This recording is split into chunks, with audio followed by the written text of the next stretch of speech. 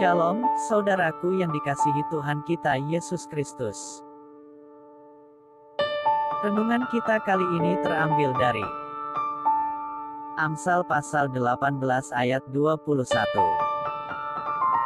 Hidup dan mati dikuasai oleh lidah, siapa suka menggemakannya akan memakan buahnya. Lidah mengeluarkan perkataan, seperti pisau, dapat digunakan untuk kebaikan atau kejahatan. Orang yang bijak akan menguasainya demi kebaikan dirinya dan kebaikan orang di sekitarnya. Perkataan diucapkannya untuk menghibur, mendamaikan, dan membangun, karena keluar dari hati yang peduli dan berbelas kasihan. Sebaliknya, sebagian besar kita tidak mampu menguasai lidahnya. Bagi mereka, lidah itu bagaikan pedang atau pisau ahli bedah di tangan orang buta. Namun, ada juga sebagian orang yang dapat menguasai lidahnya, tapi menggunakannya untuk kejahatan. Perkataannya dipakai untuk berbohong, menipu, menyakiti perasaan orang, dan juga untuk menyebar gosip yang memutarbalikkan kebenaran, dan bahkan mematikan masa depan orang.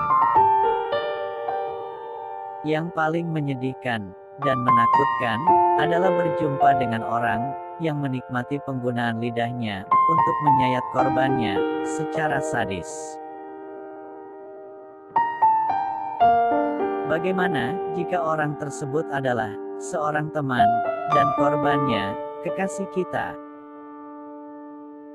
Seorang yang bijak, menyadari kuasa lidah, akan menggunakannya secara berhati-hati sekali.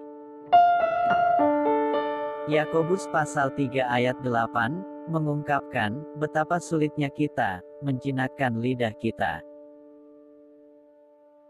Tetapi tidak seorang pun yang berkuasa menjinakkan lidah. Ia adalah sesuatu yang buas, yang tak terkuasai, dan penuh racun yang mematikan. Lidah bisa menjadi karunia atau kutuk, tergantung pada sikap hati kita. Amin. Tuhan Yesus memberkati kita semua. Shalom, saudaraku yang dikasihi Tuhan kita Yesus Kristus. Renungan kita kali ini terambil dari Amsal pasal 18 ayat 21. Hidup dan mati dikuasai oleh lidah, siapa suka menggemakannya akan memakan buahnya. Lidah mengeluarkan perkataan, seperti pisau, dapat digunakan untuk kebaikan atau kejahatan. Orang yang bijak akan menguasainya demi kebaikan dirinya dan kebaikan orang di sekitarnya. Perkataan diucapkannya untuk menghibur, mendamaikan, dan membangun, karena keluar dari hati yang peduli dan berbelas kasihan. Sebaliknya, sebagian besar kita tidak mampu menguasai lidahnya. Bagi mereka, lidah itu bagaikan pedang atau pisau ahli bedah di tangan orang buta. Namun, ada juga sebagian orang yang dapat menguasai lidahnya, tapi menggunakannya untuk kejahatan.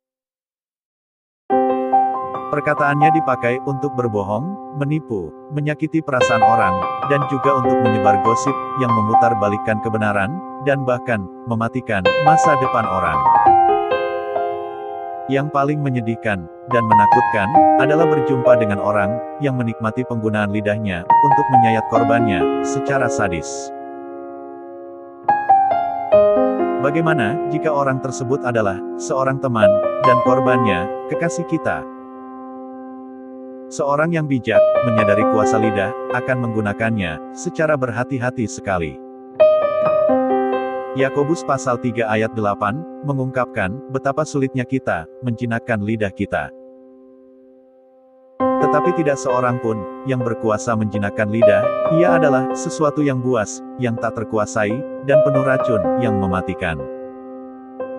Lidah bisa menjadi karunia atau kutuk, tergantung pada sikap hati kita. Amin. Tuhan Yesus memberkati kita semua.